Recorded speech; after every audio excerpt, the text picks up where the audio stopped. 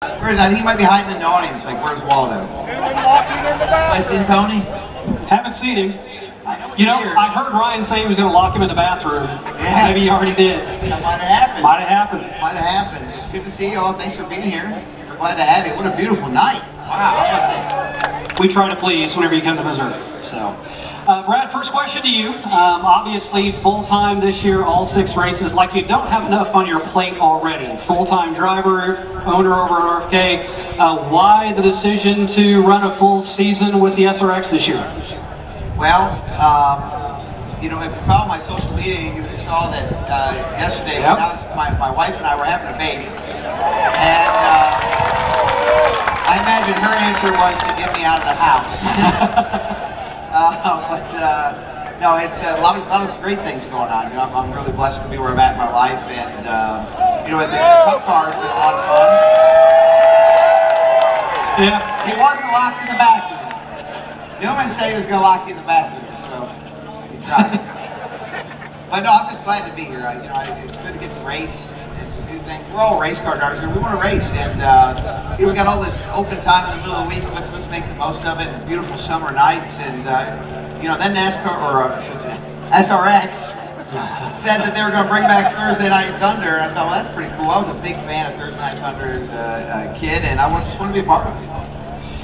The stat that I saw on the Eldora race was average finishing position for you in the Cup, around 15th before you started the SRX, about 7th now. I don't think running in this series has been the reason for the surge at RFK, but let's be honest, 2 wins for Buescher, you've been doing better. What's been the turn for the racing team over the latter month or so? Well, you know, the NASCAR side is a whole different challenge than this. You know, here all the cars are the same. We're supposed to be the same. And over there, well, I think they're the same. I wasn't being a jerk. I just think they're supposed to be. I don't know if you watched the last 5 weeks. We might have adjusted a few of them. You know, I would say that over there, you know, it's a whole different effort. I mean, you've got a team of 100-some people that are working on the cars. You got these pit crews, and all those pieces have to come together. And if you're off this much, I mean, you get your butt kicked.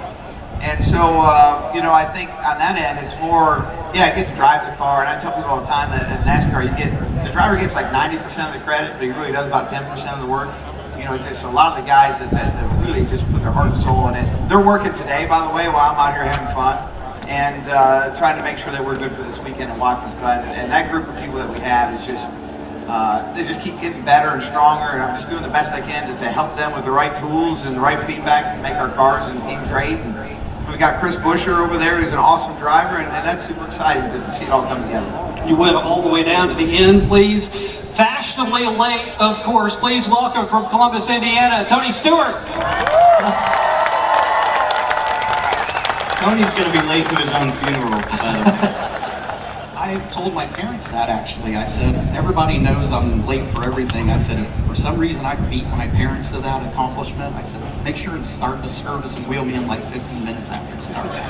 Everybody that knows me is going to die, well, not die. I'll have done the dying for everybody in that scenario, but everybody will laugh about it. On behalf of the 8, 9, 10,000 people that are here, so thank you for bringing the SRX to Wheatland, Missouri. We greatly appreciate it. Right? This is a no-brainer, by the way. This wasn't like, man, do we come here, do we not come here? When it came time to work on the schedule, it was the first year that I got to dictate the schedule and what tracks we went to. And this was one that when we saw the request from the track, I circled it on the US map that we are coming here. I just had to figure out the path of how to get here. So can't think of a better place for us to finish our season. Thank all of you guys for being here. How many of you are from Bass Pro? How many of you shop at Bass Pro? Yeah, there you go. That's the right answer, by the way. Because we were going to kick your ass out because there's people in the parking lot still trying to get in. So those of you that didn't raise your hand, you're in jeopardy of losing your seat. Now, I'm super excited. We got some really cool people here this week. I mean, we have cool people every week at the track, but a good friend of ours, Rusty Rush from Rush Truck Centers, is here with a group this week. Johnny has a very large, massive group here this week. The governor is going to be here today, so I think it's pretty cool that we're finishing off here in Missouri. So you were at Eldora last week. Congrats on the win there. You are the dirt king in this series, won 4 of the 5 dirt races. You've been on the track. Compare, if you would, what you've seen at the tracks before with what you've seen out here so far today. Well, it's obviously, if you were here for practice, the conditions we have today with bluebird sky and a lot of wind and a lot of heat, it is hard for a track prep guy on a dirt track. So the track crew's done an awesome job. They've reworked this thing 3 times now to get it ready for us. So hopefully it holds up. As soon as the sun goes down, if we can get it to live until the sun goes down, then the moisture comes back up from the bottom. So if we can get to that stage, I think we're going to have a great racetrack. We've talked to the track crew, and you know, if it doesn't go the right direction during the break, I think they're going to help rework it. So they've got an awesome staff. Forrest and Charlotte, they've got an awesome staff here at the racetrack, and you know, if they need to tweak on it or make adjustments, I'm very confident these guys can get the job done. So I feel like we got the right group of guys behind us, supporting us, and I've seen this place on TV a million times, and finally I've got the opportunity to come here. So it is. I literally about drove off the road 3 times because I was looking over to the right, and where your head goes, your hands go, and I kept driving off the side of the road. But this is such an impressive facility. It's unbelievable what Forrest Lucas has done here, and you guys have a hidden gem for sure. And it's not hidden, but you guys have one of the best dirt tracks in the country.